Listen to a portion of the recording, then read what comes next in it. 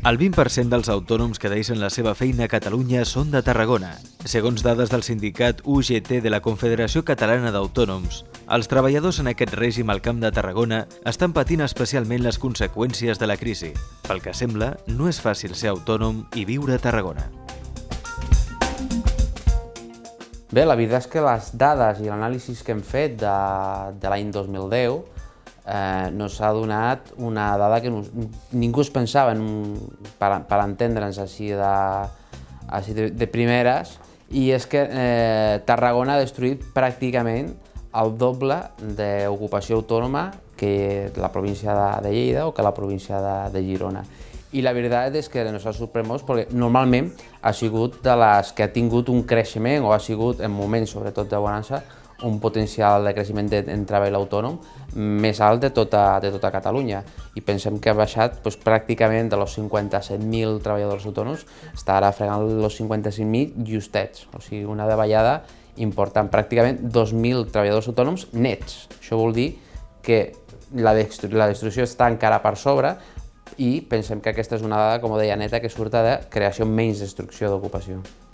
Bé, de fet, hauríem de tindre una miqueta de perspectiva i valorar la notícia com realment s'hauria de valorar, tot i que som la demarcació catalana que més destrucció de llocs de treball autònom hem tingut, estem amb molt avantatge sobre altres províncies de l'Estat que estan molt pitjor que nosaltres. No vol dir això que no ens tinguem que preocupar, perquè som una província que genera un 20% d'aquesta destrucció de llocs de treball, però sí que potser hauríem de tindre una perspectiva més àmplia i valorar perquè sí que estem dintre de les províncies que més llocs de treball autònom està fent dintre de l'Estat.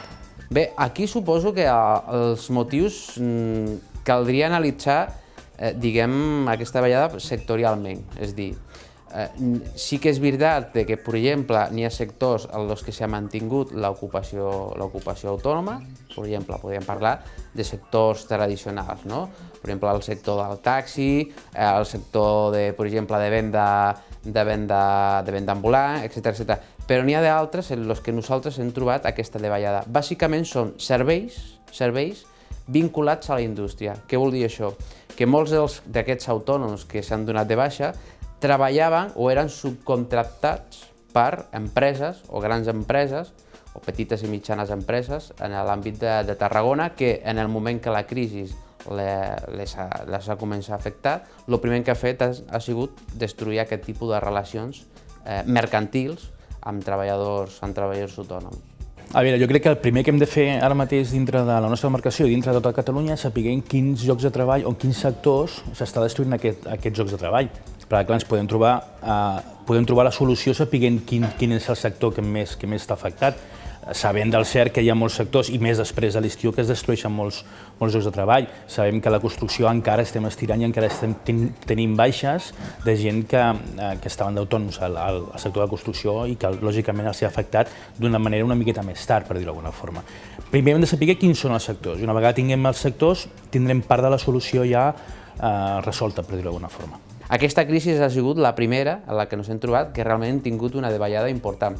Pensem que només a Catalunya, en el darrer any, 10.000 baixes netes hem tingut dintre del nostre sector. Clar, tens que analitzar aquesta casuística i el per què no hem tingut aquest creixement que, per exemple, en altres moments de crisi sí que havíem vist.